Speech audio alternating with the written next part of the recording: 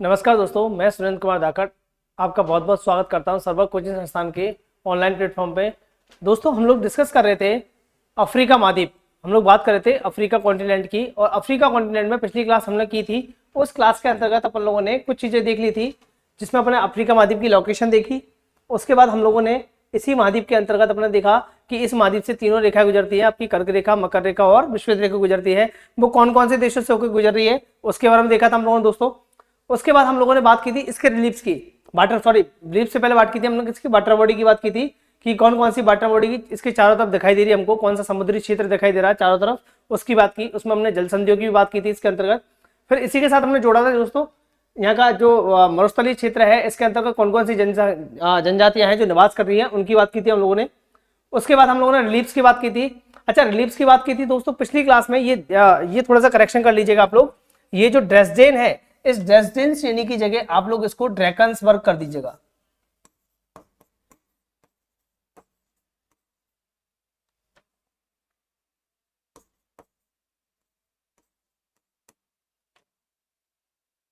इसको ड्रैकन्सबर्ग कर दीजिएगा। ये कौन सी श्रेणी आपकी? ड्रैकन्सबर्ग है। एक्चुअली वो नाम की कंफ्यूजन हो गया था। ड्रेसडेन में जर्मनी के अंदर शहर का नाम है जो ऑप्टिकल फाइबर इंडस्ट्री के लिए जाना जाता है। तो यहाँ कौन सी श्रेणी है? ड्रैकन्सबर्ग है। ठीक है ना? तो ये रिलीफ्स की बात की थी हम लोगों दोस्तों। उसके बाद हम लोगों ने बात की थी इसके अंतर्गत फिजिकल पे हमने नदियों की बात की थी। कौन सी नदी है जो कर्क रेखा को काट रही है, या कौन सी नदी है जो मकर रेखा को 2 बार काट रही है, या आपकी विषुवत रेखा को 2 बार काट रही है। वो सारी चीजें देखी हम लोगों ने। उसके बाद हम लोग बात करते हैं दोस्तों, आगे का सेगमेंट आगे बढ़ाते हैं। आज की क्लास में हम लोग आज बात करेंगे हम लोग क्लाइमेट की, अफ्रीका की क्लाइमेट की। दोस्तों, आपको बेसिकली पता है कि अफ्रीका के जो मध्य पार्ट है, अफ्रीका के बीच से होकर के, इसके मध्य पार्ट से होकर के आपकी एक रेखा गुजरती है, और उसका नाम है आपकी का क्या? विषुवत रेखा। कौन सी रेखा है? विषुवत रेखा है, जो कि 0 डिग्री अक्षांश रेखा है। ऐसे ही इसके उत्तरी पार्ट से एक लाइन गुजरती है आपकी, और उसका नाम है आपकी का, ध्यान रखिएगा दोस्तों, 23.5 डिग्री नॉर्थन अक्षांश रेखा, जिसको कर्क रेखा के नाम से जान रहे हैं। और इसके दक्षिणी पार्ट में, कहा दोस्तों? इसके दक्षिणी पार्ट से, नीचे से, यहां से एक और लाइन गुजरती है, और जिसका नाम है आपकी का मकर रेखा, 23.5 डिग्री साउथर्न अक्षांश रेखा, जिसको बोलते हैं अपन लोग मकर रेखा के नाम से जानते हैं। 23.5 डिग्री साउथर्न अक्षांश रेखा, जो कि मकर रेखा के नाम से जानी जाती है। ठीक है दोस्तों, तो यहाँ की क्लाइमेट की बात कर लेते हैं, यहाँ की जलवायु की थोड़ा सा बात करें, देख लेते हैं हम लोग।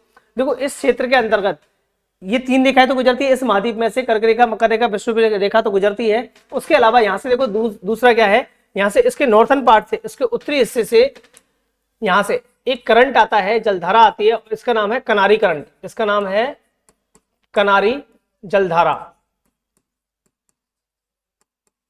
क्या नाम है दोस्तों? कनारी जलधारा। और ये जलधारा कैसी है आपकी? ठंडी जलधारा है, कोल्ड करंट है। कैसी जलधारा दोस्तों? ठंडी जलधारा है, कोल्ड करंट है। ऐसे ही इसके नीचे पार्ट, दक्षिणी पार्ट से, इसके अफ्रीका के पश्चिमी हिस्से में दक्षिणी पार्ट से एक और करंट गुजरता है, इसका नाम है बेंगुएला धारा।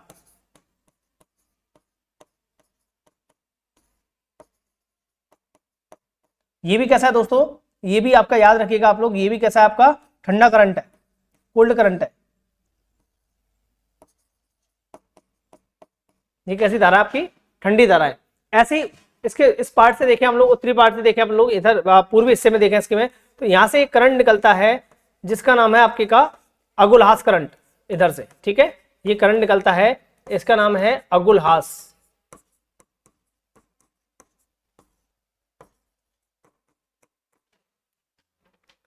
जिसको बोलते हैं अपन लोग गर्म जलधारा। ये कैसी है आपकी?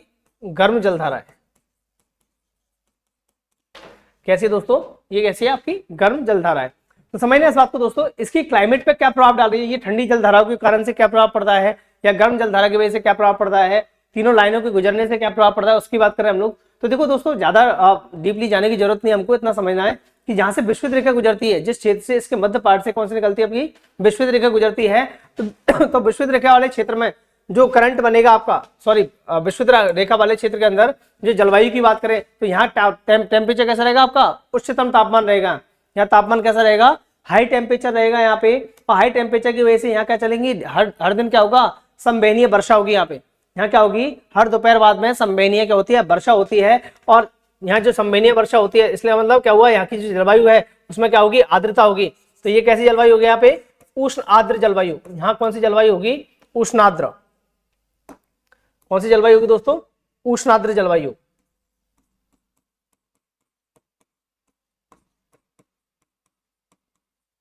मध्य अफ्रीका वाले क्षेत्र में कौन सी जलवायु पाई जाएगी? आपकी उष्णाद्र जलवायु पाई जाएगी। इस जलवायु के कारण क्या होगा दोस्तों? यहाँ क्या होगा? हर दिन दोपहर बाद में क्या होगी? बारिश होगी। और इसको लोकल लैंग्वेज में, यहाँ की लोकल लैंग्वेज में यहाँ कहा जाता है इस बारिश को 4 बजे वाली बारिश, इसे कहते हैं 4 बजे वाली बारिश भी कहते हैं। डेली क्या होता है? लगभग दोपहर बाद में क्या होती है? यहाँ बारिश होती है, संवहनीय वर्षा होती है यहाँ पे। तो ये यहाँ जलवायु कौन सी पाई जाएगी? आपकी उष्णाद्र जलवायु पाई जाएगी। अच्छा, इसके उत्तरी पार्ट में देखें, यहाँ से कर्क रेखा गुजरती है, तो यहाँ देखो ये उष्ण कटिबंध वाला क्षेत्र है, तो यहाँ जलवायु कौन सी पाई जाएगी? आपकी उष्ण कटिबंधीय जलवायु।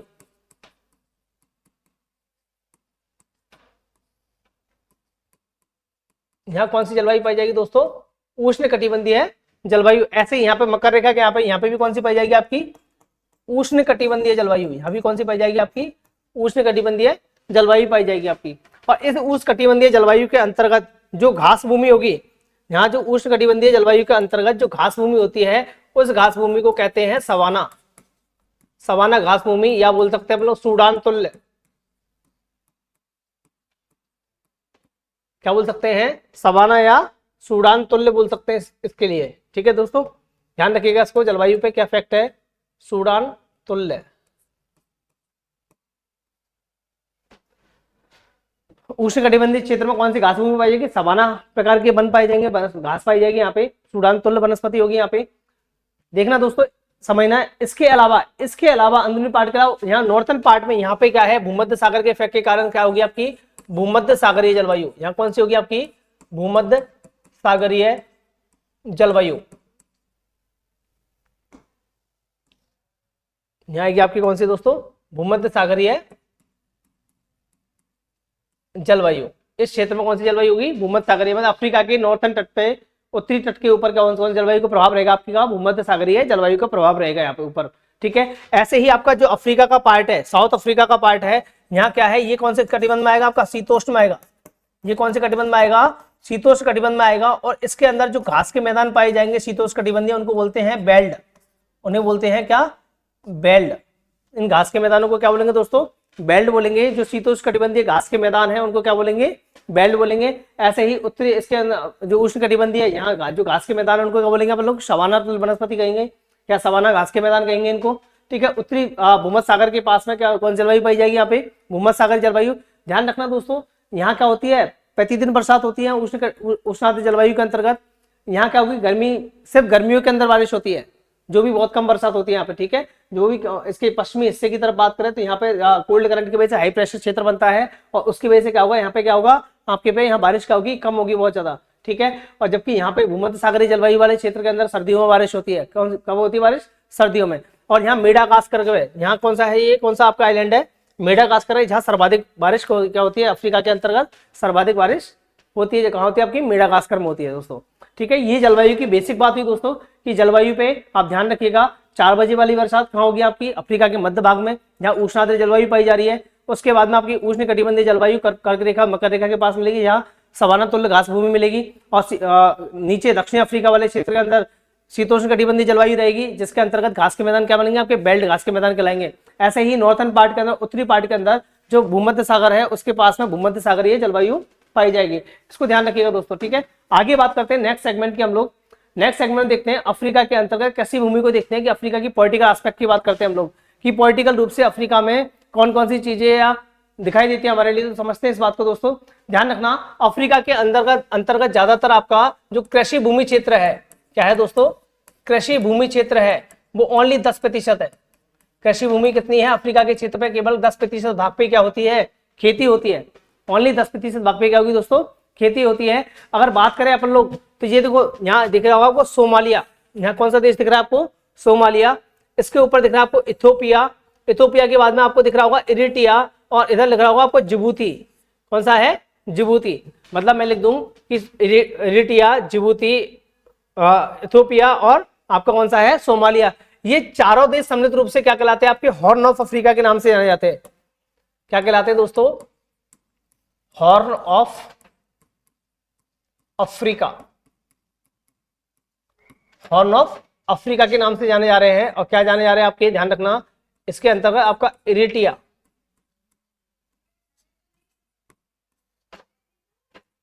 सोमालिया,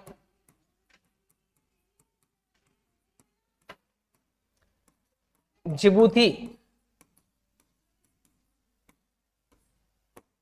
और आपका इरिट्रिया, सोमालिया, जिबूती और आपका एक और आएगा इसमें इथियोपिया। ये चारों देश सम्मिलित रूप से क्या कहलाएंगे, हॉर्न ऑफ अफ्रीका कहलाते हैं। और हॉर्न ऑफ अफ्रीका का मतलब क्या है, ये क्या है, यहाँ के घास भूमि क्षेत्र है जहाँ क्या किया जाता है, पशुपालन किया जाता है। ये क्या है, यहाँ के घास भूमि क्षेत्र, इसमें क्या किया जाएगा, पशुपालन किया जाता है इसके अंदर, हॉर्न ऑफ अफ्रीका के अंतर्गत। और अफ्रीकी शेर आपके इसी सोमालिया आइलैंड पे, जो आप सुनते हैं ना अफ्रीकी शेरों के बारे में, वो अफ्रीकी शेर कहाँ पाया जाएगा, इसी इथियोपिया और सोमालिया लैंड के अंतर्गत ही क्या पाया जाएगा, आपके अफ्रीकी शेर पाए जाते हैं यहाँ पे। ठीक है, हॉर्न ऑफ अफ्रीका याद रहेगा। तो 10% भूमि पे क्या होगी, यहाँ पे कृषि होगी, ज्यादा भूमि नहीं है इनके पास कृषि योग, कहीं पे डेजर्ट ज्यादातर बने हुए हैं, ज्यादातर डेजर्टिक भूमि है, कहीं पे जंगल मिलेंगे अपने को।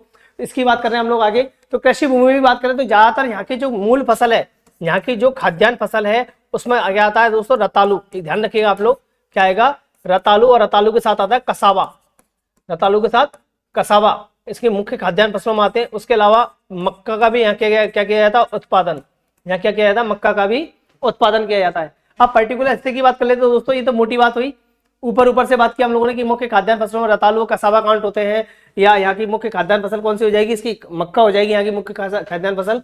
ऐसे ही बात करें अफ्रीका के अंतर्गत, तो अफ्रीका में मैंने बताया था, यहाँ अगला क्षेत्र जो है हमारा कांगो बेसिन वाला क्षेत्र है। ये जो मध्य वाला पार्ट है इसका, जो कांगो बेसिन के अंतर्गत शामिल किया है हमने, क्या कहा है, कांगो बेसिन कह रहे हैं हम लोग। इसकी बात कर लेते हैं। इसके अंतर्गत मैं बड़े मैप पे ले लेता हूं, मैं इस पार्ट को, ये जो पार्ट दिख रहा है आपको, इसको मैं बड़े मैप पे ले रहा हूं दोस्तों। ठीक है, इस कांगो बेसिन की थोड़ी सी बात करनी है हमको। ये पूरा जो कांगो बेसिन दिख रहा है हमको, ये क्या दिख रहा है आपको, Congo Republican of the Congo दिख रहा है ना, डेमोक्रेटिक रिपब्लिकन ऑफ कांगो, इसकी बात कर रहे हैं हम लोग। तो ये जो कांगो बेसिन है, इस कांगो बेसिन के अंतर्गत ध्यान रखिएगा दोस्तों, ये इसके अंतर्गत आपका कटिंगा का पठार आता है। इसी के अंतर्गत क्या आएगा, आपका कटिंगा का पठार आता है। आपने देखा होगा पिछले जब हमने रिलीफ की बात की थी, चौबच की बात कर रहे थे हम लोग, तो उसी में पढ़ने पड़ा था कटिंगा का पठार, इसकी बात की थी। इसके मध्य भाग में, ये कांगो वाले क्षेत्र के अंदर ही कटिंगा का पठार। इस कटिंगा के पठार से, इस कटिंगा के पठार से मैं एरो ले जाता हूं, और इस कटिंगा के पठार से ध्यान रखिएगा दोस्तों, यहां से क्या होता है, कोबाल्ट, क्या मिलता है, कोबाल्ट मिलता है, कोबाल्ट, तांबा। इसके क्या है, विपुल भंडार है किसके अंदर, कांगो बेसिन के अंतर्गत, कोबाल्ट और तांबे के। ठीक है, अब इस कांगो बेसिन में आपको पता है कि ये मध्य पार्ट है कौन सा, अफ्रीका का, और इस मध्य पार्ट के अंदर हैवी रेनफॉल हो रहा है, पर डे बारिश हो रही है। तो यहाँ की वनस्पति कैसी पाएगी, सघन पाई जाएगी। यहाँ की वनस्पति कैसी पाएगी, सघन वनस्पति होगी यहाँ पे। और सघन वनस्पति होने के कारण से क्या होगा, यहाँ पे पेड़ों की भी वेरिएशन मिलेगी, पेड़ पौधे जो अपने वनस्पति जात है उन सबकी भी क्या मिलेगी, वेरिएशन मिलेगी। और उसके अलावा यहाँ जो जीव जंतु है या प्राणी है उनकी भी क्या मिलेगी, वेरिएशन मिलेगी, यहाँ पे विविधता मिलेगी, उनमें बहुत सारी क्या मिलेगी, विविधता मिलेगी। और उसी विविधता की वजह से इसको क्या कहा जाता है, इसको विश्व का विशाल चिड़ियाघर कहते हैं, इसको विश्व का विशाल चिड़ियाघर कहते हैं इसको,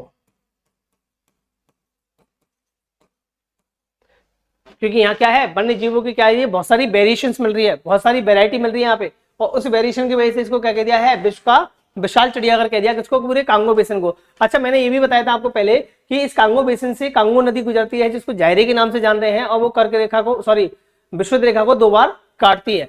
ठीक है, उसके बारे में बात की थी हम लोगों ने। तो ध्यान रखिएगा, इसी के अंतर्गत एक बंदरगाह आता है, इसका नाम है मतादी। देखो, इसी के अंतर्गत इस नदी के ऊपर एक बंदरगाह बना हुआ है, और इस बंदरगाह का नाम क्या है, मतादी। मैं यहाँ लिख देता हूँ आपके लिए, इसका नाम है मतादी। इस मतादी बंदरगाह के द्वारा, मतादी जो नदी बंदरगाह है, क्या है आपका, नदी बंदरगाह है।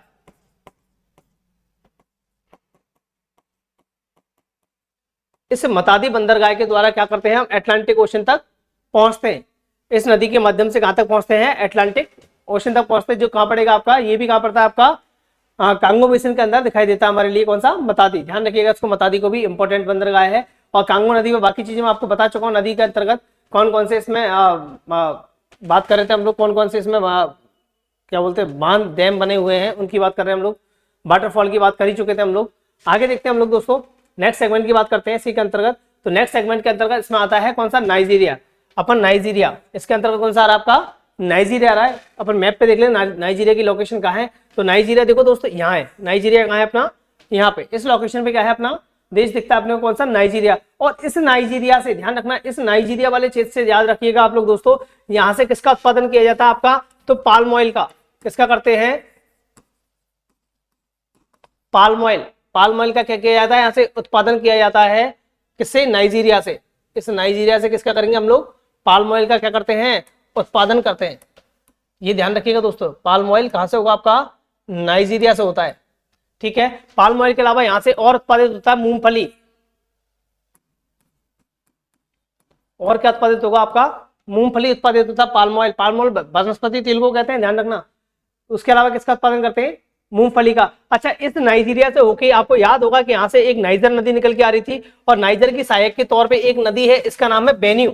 मैं लिख देता हूं एक बार आपके लिए, बेन्यू। यहाँ कौन सी नदी है, बेन्यू नदी है, जो नाइजर की क्या है, सहायक है, नाइजर की सहायक नदी है। तो बेन्यू नदी घाटी क्षेत्र में, इस बेन्यू नदी का जो घाटी क्षेत्र है, इसमें खेती की जाती है किसकी, सोयाबीन की। इसमें खेती करते हैं ये लोग, इसकी सोयाबीन उपजाया जाता है नाइजीरिया वाले क्षेत्र के अंतर्गत। बेन्यू नदी वाले क्षेत्र में क्या करते हैं, सोयाबीन की खेती करते हैं लोग। और इसके जो ऊपर वाला पार्ट है, जो इसको बोलते हैं जॉस का पठार, जिसको क्या बोलते हैं, जॉस का पठार, जो अपना रिलीफ में पढ़ा था, जॉस का पठार। उस जॉस के पठार के अंतर्गत, इसके जॉस के पठार जो है, इसके दक्षिणी ढालों के ऊपर क्या करते हैं ये लोग, पशुपालन करते हैं। इस जॉस के पठार के दक्षिणी ढालों में ये क्या करते हैं, पशुपालन करते हैं।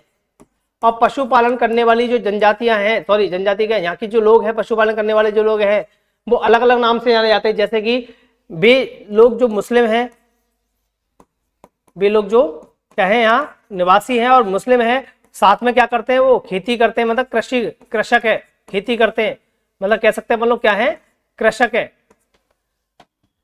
वे लोग जो क्या कर रहे हैं यहाँ पे, मुस्लिम है, यहाँ के निवासी क्या है, मुस्लिम है। उसके अलावा क्या करते हैं, खेती कर रहे हैं।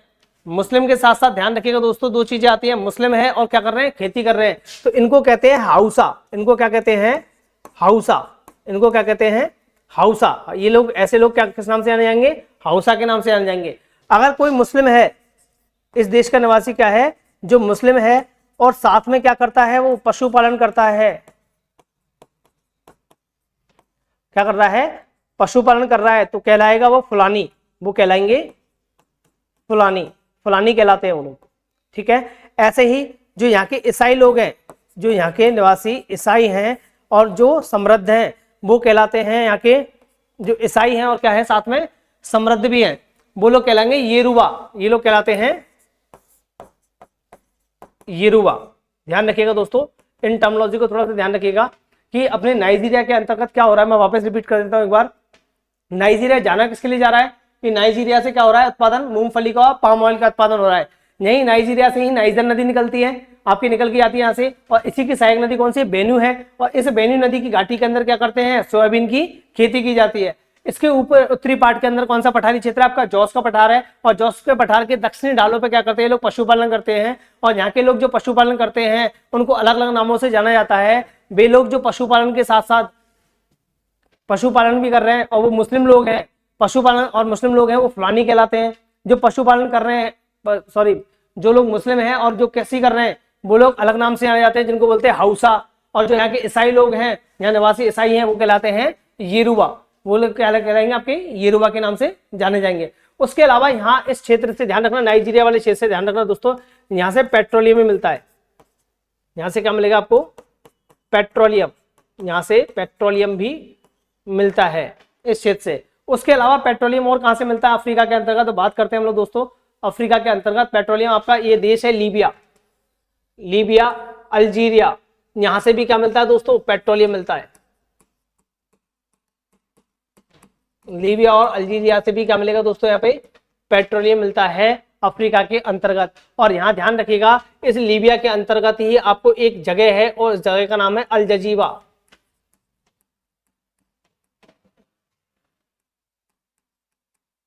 जगह का नाम है क्या दोस्तों, अल जजीबा। और इस अल जजीबा में उच्चतम तापमान, अफ्रीका का सबसे उच्चतम तापमान लगभग 58 डिग्री सेंटीग्रेड दर्ज किया गया है। अल जजीबा में सबसे उच्चतम तापमान लगभग 58 डिग्री सेंटीग्रेड क्या किया गया है, दर्ज किया गया है। अल जजीबा जो लीबिया के अंतर्गत शामिल किया जाता है आपका, ठीक है। लीबिया का एक शहर है, ठीक है, अल-जजीबा, याद रखिएगा इसको भी आप लोग, ठीक है। पेट्रोलियम कहाँ से मिला आपको? अल्जीरिया से मिला, लीबिया से मिला, और उसके अलावा इस क्षेत्र से मिला। और ये पूरी बेल्ट है जो जो इसके गुआना की खाड़ी वाली जो बेल्ट है, नीचे कौन सी खाड़ी है आपकी? गुआना की खाड़ी है। नीचे कौन सी खाड़ी है? गुएने की खाड़ी है। इसके ऊपर वाली जो बेल्ट है पूरी वाली, इसका उत्तरी पार्ट है गुआना की खाड़ी का जो उत्तरी पार्ट है, इस उत्तरी पार्ट से भी आपको मिलती है अर्धकीमती धातु, अर्धकीमती धातु का क्या होता है? उत्पादक क्षेत्र है। अर्धकीमती धातु जैसे आप सुनते हो स्टोन्स के बारे में, जैसे की बात करें नीलम, पन्ना, है ना, पुखराज, है ना, इन सब जो है ना ये रत्न है, उन वो क्या कहलाते हैं? अर्धकीमती धातु के अंतर्गत शामिल किए जाते हैं। जो कौन से क्षेत्र से मिलता है आपका? इसी क्षेत्र से मिलता है आपका। अर्धकीमती वाला क्षेत्र कौन सा है? गुआना का ऊपर वाले जो छोटे बड़े देश है सारे के सारे, वो सब किसमें काउंट होंगे? अर्धकीमती धातु वाले क्षेत्र में का उत्पादन करते हैं, ठीक है। अर्धकीमती धातु कहाँ मिलती है? इस क्षेत्र से मिलेंगे हमको, ठीक। आगे बात करते हैं हम लोग इसके अंतर्गत ये सब देखा हम लोगों ने। अच्छा, इसमें देखते हैं खेती के अंतर्गत और क्या चीजें मिल रही है हमको। तो यहाँ देखना दोस्तों, यहाँ पे आपको एक देश दिखेगा, इसका नाम है तंजानिया। इस देश का नाम क्या है? तंजानिया। मैपिंग करते जा रहे होंगे आप लोग साथ साथ ही। यहाँ कौन सा देश है आपका? तंजानिया। तो तंजानिया के कोस्टल एरिया पे, यहाँ तंजानिया के कोस्टल एरिया पे एक आइलैंड है, इसका नाम है जंजीबार। मैं आइलैंड का नाम भी लिख देता हूँ यहाँ पे, इसका नाम है जंजीबार। और इसी के पास इसके नीचे एक और आइलैंड है जिसका नाम है पेम्बा। इस आइलैंड का नाम है पेम्बा आइलैंड। क्या नाम है दोस्तों? पेम्बा आइलैंड। तो ये जंजीबार और पेम्बा आइलैंड से ध्यान रखिएगा आप लोग। यहां से किसका उत्पादन किया जाता है? लौंग और इलायची। लौंग और इलायची का क्या किया जाता है? यहां से उत्पादन किया जाता है, जिसमें विश्व की जो 90% लौंग का उत्पादन है वो कहां से किया जाता है? आपके यहीं से किया जाता है। विश्व की 90% लौंग का उत्पादन यहीं से होता है, ठीक है। तो लौंग और इलायची का उत्पादक क्षेत्र कौन सा हो गया? ये आ गया। ऐसे ही तंजानिया का जो कोस्टल एरिया है, ऐसे ही कौन सा है? तंजानिया का जो कोस्टल एरिया है, ये वाला जो तंजानिया का कोस्टल एरिया है, इस कोस्टल एरिया से क्या उत्पादित होता है दोस्तों? ध्यान रखिएगा, यहां से होता है काजू। यहां से क्या उत्पादित होता है आपका? काजू उत्पादित होता है। तंजानिया के कोस्टल एरिया से क्या मिलता है हमको? काजू मिलता है, ठीक है। इसकी बात हुई दोस्तों, नाइजीरिया कर ली, कांगो बेसिन की बात कर चुके हैं हम लोग। इसके बाद देखते हैं, देखो एक इंपॉर्टेंट टास्क है कहां पे अपना? इजिप्ट के पास में। इजिप्ट यानी मिस्र की बात कर रहा हूं, इस क्षेत्र की बात कर रहा हूं मैं, ये इजिप्ट की बात कर रहा हूं, ठीक है। इस इजिप्ट से होके ही आपको पता है यहां से एक नदी निकलती है, और उस नदी का नाम है आपकी का क्या? नील नदी, जो क्या है? विश्व की सबसे लंबी नदी है। आपको मैप में दिख रहा होगा इजी गोइंग कि यहां से कौन सी नदी आ रही है आपकी? नील नदी गुजर रही है, इजिप्ट में होकर के, मिस्र में होकर के नील नदी गुजरती है। इसकी बात कर रहे थे हम लोग। अच्छा, इसके अंतर्गत समझना दोस्तों, जब नील नदी कहाँ आपका? मेडिटेरियन सी में, मतलब भूमध्य सागर में गिरती है, तो उस समय क्या करती है? बहुत सारी धाराओं में क्या हो जाती है? डिवाइड हो जाती है, और ये क्या करती है? डेल्टा का निर्माण करती है। किसका निर्माण करती है? डेल्टा का निर्माण करते हुए क्या करती है? ये डेल्टा का निर्माण करते हुए किसमें गिरती है? समुद्री क्षेत्र के अंदर जाकर के गिरती है। तो इसे ध्यान रखना, ये जो हमारी नील नदी है, इस नील नदी के बेसिन में, ये नील नदी का जो बेसिन है, प्रवाह क्षेत्र है, जिसकी चौड़ाई जो बेसिन है पूरी की, उस नील नदी के बेसिन में किसकी खेती करते हैं लोग? कपास की खेती करते हैं। किसकी खेती करते हैं दोस्तों? नील नदी के बेसिन के अंदर ये करेंगे, किसका उत्पादन करेंगे? कपास। कपास का उत्पादन करेंगे। इसलिए जो इजिप्ट है, इसलिए क्या है आपका? जो इजिप्ट है वो सूती वस्त्र उद्योग के लिए जाना जाता है। किसके लिए? सूती वस्त्र उद्योग के लिए जाना जाता है। सूती वस्त्र उद्योग। इजिप्ट किसके लिए जाना जाएगा दोस्तों? सूती वस्त्र उद्योग के लिए जाना जाएगा क्या आपका? इजिप्ट, क्योंकि कपास नील नदी के बेसिन में क्या किसका उत्पादन करते हैं लोग? कपास की खेती करते हैं लोग, ठीक है। कपास की खेती करते हैं, और कपास की खेती की वजह से बहुत सीमित पार्ट में इसमें खेती होती है, बहुत सीमित पार्ट है, नदी का बेसिन ही है बस, उसके अलावा कहीं खेती नहीं करते लोग। इसलिए सूती वस्त्र उद्योग कहाँ होगा आपका? इजिप्ट के अंतर्गत सूती वस्त्र उद्योग का क्या हुआ है? डेवलपमेंट हुआ है। अच्छा, यहाँ इसी के पास में एक प्रायद्वीप है दोस्तों, ये दिख रहा होगा आपको। इस प्रायद्वीप का नाम है सिनाई प्रायद्वीप। ये पार्ट दिख रहा होगा आपको अलग से, ये पार्ट अलग से दिख रहा होगा आपको। इस प्रायद्वीप का नाम क्या है दोस्तों? सिनाई प्रायद्वीप। इस प्रायद्वीप का नाम क्या है दोस्तों? सिनाई प्रायद्वीप। ये सिनाई प्रायद्वीप आपका एशिया का पार्ट है। समझना बात को, क्या कह रहा हूं मैं? ये क्या है आपका? एशिया का पार्ट है, मतलब एशिया को अफ्रीका से जोड़ता है। कौन सा पार्ट आपका? सिनाई प्रायद्वीप वाला हिस्सा। सिनाई प्रायद्वीप अफ्रीका को एशिया से जोड़ने का काम कर रहा है अपना। कौन सा? सिनाई प्रायद्वीप। अच्छा, इस सिनाई प्रायद्वीप को काट करके, मैं इसको हटाया था थोड़ा सा, इस सिनाई प्रायद्वीप को काट करके यहां से क्या हुई है? एक नहर निकाली गई है जिसका नाम है सुएज नहर। जिसका नाम क्या है दोस्तों? स्वेज नहर जो वाटर बॉडी में देखी थी हम लोगों ने, वो स्वेज सिनाई प्रायद्वीप को काट के निकाली गई है। और ये स्वेज कैनाल जो है, ध्यान रखिएगा दोस्तों, ये स्वेज जो नहर बनाई गई थी, इसके फैक्ट को नोट डाउन कर लेते हैं हम लोग। ये जो स्वेज नहर है, मैं यहां लिख देता हूं,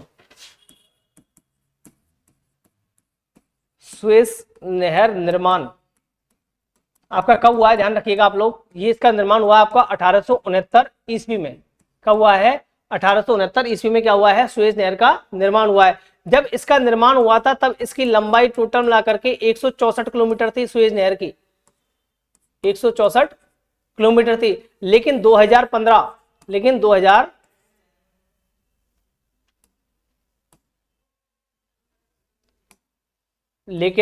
2015 में इसकी लंबाई बढ़ा दी गई और वर्तमान में इसकी लंबाई कितनी कर दी गई?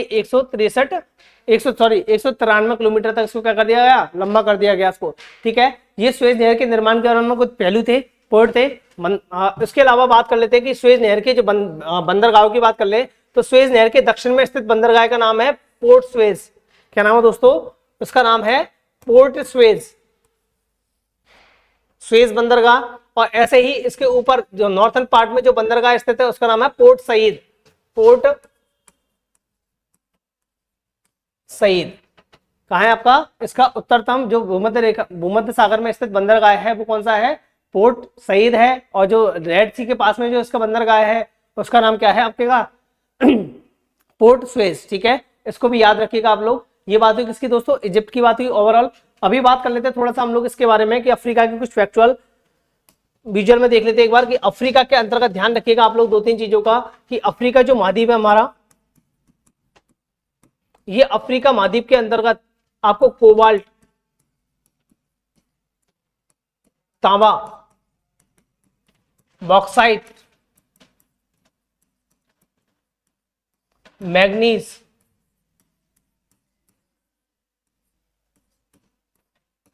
टंगस्टन,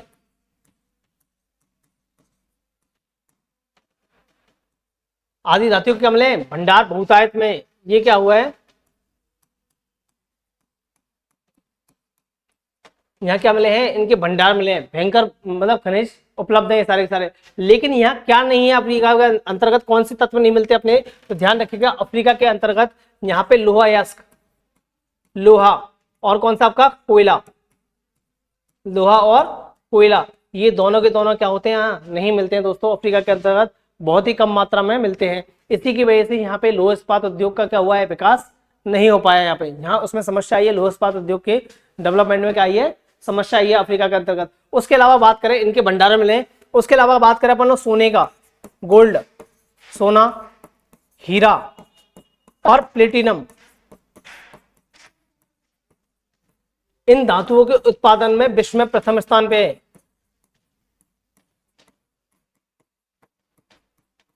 इन धातुओं के उत्पादन में अफ्रीका कौन से स्थान पे आता है आपका? पहले नंबर पे आता है आपका। ध्यान रखना, सोने में, हीरे में और प्लेटिनम के उत्पादन में अफ्रीका महाद्वीप का आएगा आपका विश्व में प्रथम स्थान पे आएगा, इसको ध्यान रखिएगा आप लोग। उसके अलावा बात करें अफ्रीका के अंतर्गत ही, अभी हम लोग साउथ अफ्रीका की बात कर लेते हैं दोस्तों। साउथ अफ्रीका के अंतर्गत थोड़ी सा सेगमेंट बचा हुआ हमारा, उसकी बात कर ले कि अफ्रीका में, साउथ अफ्रीका के अंतर्गत मैंने कहा था ये पूरा साउथ अफ्रीका का जो पार्ट है वो कौन से कटिबंध में आएगा आपका? शीतोष्ण कटिबंध में आएगा। कौन से कटिबंध में आता है दोस्तों? शीतोष्ण कटिबंध में आएगा। और ये शीतोष्ण कटिबंध के अंतर्गत स्थित होने के कारण यहाँ की जो घास भूमि है, अफ्रीका की जो घास भूमि है वो क्या कहलाएगी? बेल्ट के नाम से जानी जाती है। यहाँ की घास भूमि किस नाम से जानी जाती है? बेल्ट। घास के मैदान क्या है? बेल्ट है। और इन बेल्ट घास के मैदानों में ध्यान रखिएगा दोस्तों आप लोग, इन बेल्ट घास के मैदानों में क्या हुआ? आपके पास एक भेड़ पाई जाती है, इसका नाम है मेरिनो। मेरिनो भेड़, जो किसके अंतर्गत आती है आपकी? अफ्रीका के अंतर्गत। और अफ्रीका में किसके? साउथ अफ्रीका, दक्षिणी अफ्रीका के अंतर्गत कौन सी आएगी आपकी? मेरिनो भेड़ आती है। तो ऊन उत्पादन मतलब ऊन इंडस्ट्री जो है अपनी, ऊनी वस्त्र उद्योग डेवलप होगा आपका साउथ अफ्रीका के अंदर डेवलप होगा। आगे बात कर ले हम लोग, मैंने कहा था कि अफ्रीका क्या है हमारा, जो अफ्रीका महाद्वीप है वो सोने के उत्पादन में कौन सा नंबर पे? विश्व में पहले नंबर पे आता है। तो गोल्ड की बात करें अपन लोग, गोल्ड में देखो सबसे ज्यादा, विश्व की सबसे बड़ी जो सोने की खान है वो कौन सी है? साउथ अफ्रीका के अंतर्गत जोहान्सबर्ग है।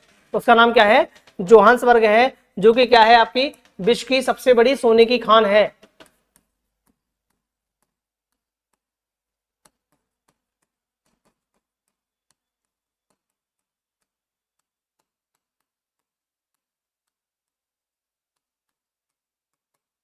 विश्व की सबसे बड़ी सोने की खान कौन सी हो गई आपकी?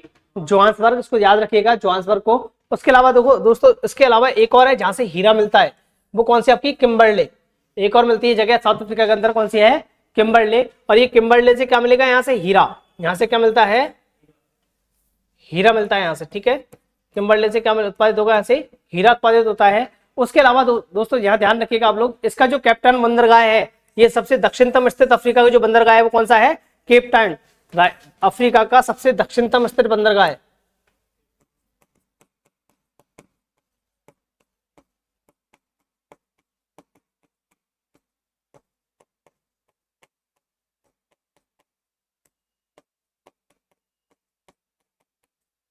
बंदरगाह है।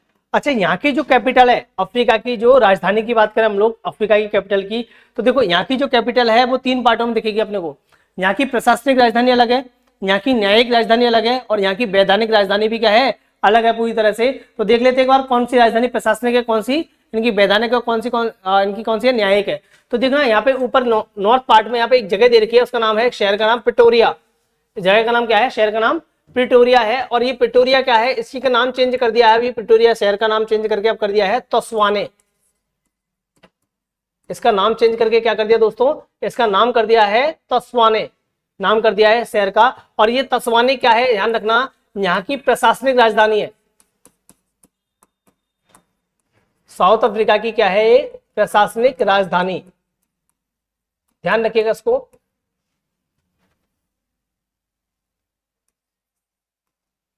उसके अलावा देखना, यहाँ प्रशासनिक राजधानी कौन सी हो गई आपकी? प्रिटोरिया हो गई है, या तस्वानी कह सकते हैं हम लोग। उसके अलावा यहाँ पे नीचे दक्षिण बीच में देखें हम लोग, यहाँ ब्लोम फाउंटेन दिख रहा होगा आपको, एक शहर दिख रहा होगा, उसका नाम है ब्लोम फाउंटेन। ये ब्लोम फाउंटेन क्या है? ध्यान रखना आप लोग, ये यहाँ की न्यायिक राजधानी है। साउथ अफ्रीका की न्यायिक राजधानी ब्लोम फाउंटेन है, ठीक है। और केप टाउन जो है, केप टाउन जो दिख रहा है नीचे अपने, जो दक्षिणतम स्थित बंदरगाह है, ये केप टाउन क्या है? यहाँ की वैधानिक राजधानी। यहाँ की वैधानिक राजधानी कौन सी है आपकी? केप टाउन है। एग्जाम में पूछ लिया जाता है कि साउथ अफ्रीका की वैधानिक राजधानी कौन सी है, या प्रशासनिक राजधानी कौन सी है, या फिर न्यायिक राजधानी कौन सी है। तो याद रखिएगा आप लोग, न्यायिक राजधानी के तौर पे आपको ब्लोम फाउंटेन जानी जाती है, केप टाउन वैधानिक राजधानी है, और तस्वानी क्या है आपकी? प्रशासनिक राजधानी है। तस्वानी की प्रिटोरिया भी दे सकता है आपके लिए, ठीक है। इससे भी आपको कंफ्यूज नहीं होना है। बाकी का पूरा साउथ अफ्रीका किसमें आता है? आपका शीतोष्ण कटिबंध के अंतर्गत आता है, ये भी याद रखिएगा। अभी तक दोस्तों हम लोगों ने लगभग साउथ अफ्रीका का पूरा वाइट कंप्लीट कर लिया है हम लोगों ने। इसके अंतर्गत जनजातियां, इसके अंतर्गत रिलीफ्स, इसके अंतर्गत वाटर बॉडी, इसके अंतर्गत अपन सारे मरुस्थल वगैरह सबकी बात कर चुके हैं। यहाँ की क्लाइमेट का भी बेसिक सा सेगमेंट हम लोग डिस्कस कर चुके हैं, ठीक है दोस्तों। ये सेगमेंट को एक बार आप मैपिंग कर लीजिएगा, मैपिंग से बहुत ईजी होगा, आपको सारी चीजें याद हो जाएंगी, ठीक है दोस्तों। उसके अलावा हम लोग नेक्स्ट सेगमेंट में आपसे बढ़ का जो सेगमेंट चल रहा है, अगले कॉन्टिनेंट की बात करेंगे। अगले कॉन्टिनेंट में यूरोप को लेके रिप्रेजेंट होगा। अभी तक हम लोग south America, Oceania, north America, Africa महाद्वीप को डिस्कस कर चुके हैं दोस्तों। आप लोग आई होप की मैपिंग साथ साथ ही कर रहे होंगे। मैं चाहता हूं कि आप लोग जुड़े रहें इसी तरह से, और ज़्यादा से ज़्यादा आप लोग सब्सक्राइब करें और ज़्यादा से ज़्यादा शेयर करें लोगों तक। हमारे मोटिवेशन के लिए भी जरूरी है, आप जानते हैं बात, ठीक है दोस्तों। तो नेक्स्ट सेगमेंट में मिलते हैं फिर से हम लोग, तब तक के लिए आप लोग मैपिंग करते रहिए।